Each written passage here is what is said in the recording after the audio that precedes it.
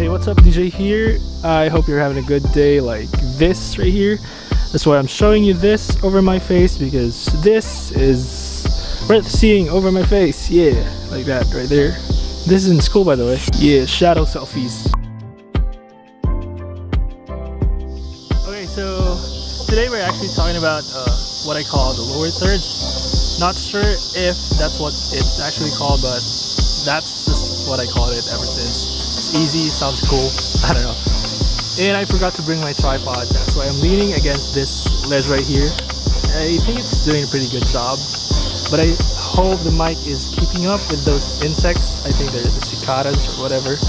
Yeah, it's still summer, so they're still around. I first posted about this lower thirds that I call in my Instagram stories, but there's only so much that you can put in there. You know, I try to keep my Instagram stories, tutorials, wherever, try to keep them bite-sized as best as possible. I think I have more things, I got more examples to share regarding this topic, so that's why I'm making this video. Okay. Before anything else though, let's check that out, that sunset. I'll try to get those flares. Right there. Yeah. Hey, it's a different day, but I'm in school again. So sorry about the earlier. Well, my friends came over and we took some photos here. I'm gonna show you here. And then sunset. So it really got dark and there's not much light to work with, not much, and I wasn't able to do the tutorial. But today my only plans are that, do the tutorial and then edit stuff. So I'll probably finish it today. Another thing is that I remembered I can record my screen on my phone, so I can actually show you while I'm composing and editing stuff. I can't do it every time though, because most of my photos are very instantaneous. Like I'm walking and I look somewhere and I see something good, I pull out my phone. Don't have much time to set up the screen recording, but I'll try for this tutorial and you'll see if it works or didn't. So what exactly is the lower thirds that I've been talking about? Well, like I said, it's a composition technique and it's one of my favorites. So basically it's one that works with a lot of scenarios. For example, you can use it to isolate your subject from a busy environment.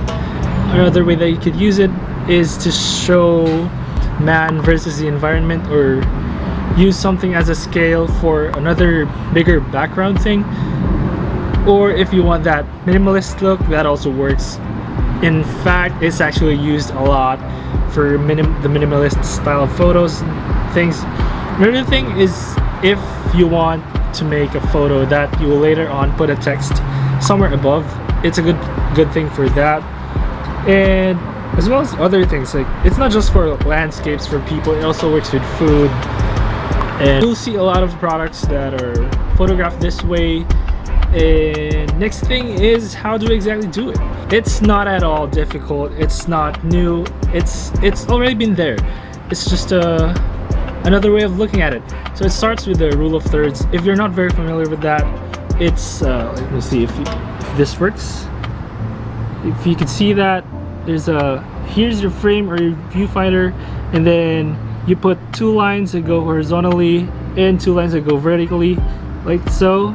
And then in the rule of thirds, you use these 4 points to frame your subject. So you put your subject there. For example, you're taking a photo of a person, you're taking a portrait, put the eyes on those points.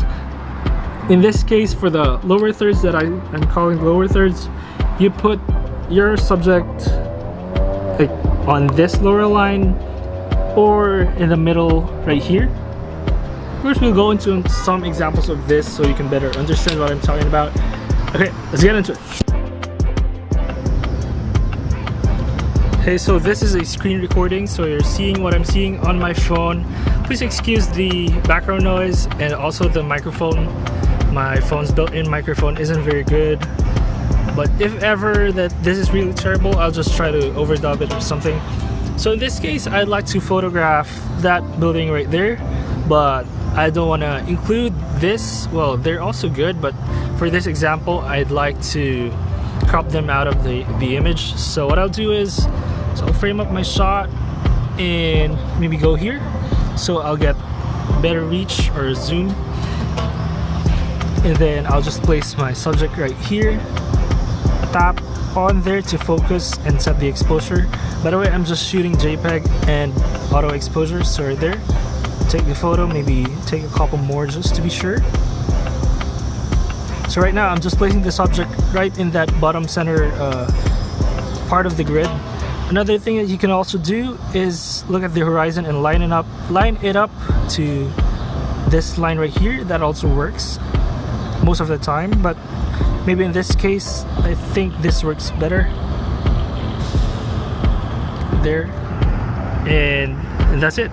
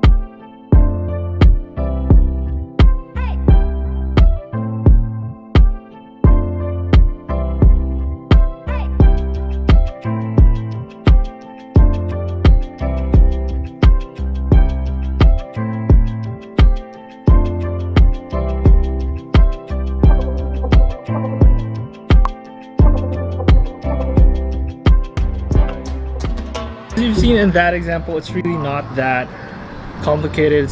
There's not that much into it. It's always been there with your rule of thirds. It's just a matter of finding ways to use it, or maybe make use of it. That's a better way to put it. So make use of this framing technique, and hopefully this guide helped you, or this video helped you in a way or two. I'll show some more examples of how I use it.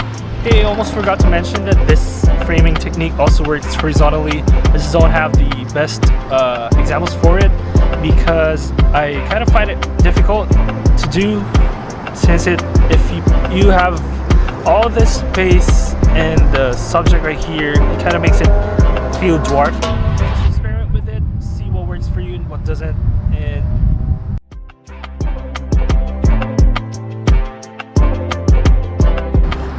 again, I hope you got something out of this video, and if you did, I'd really appreciate it if you consider hitting the like button or subscribing, and see you on the next one. Thank you, goodbye.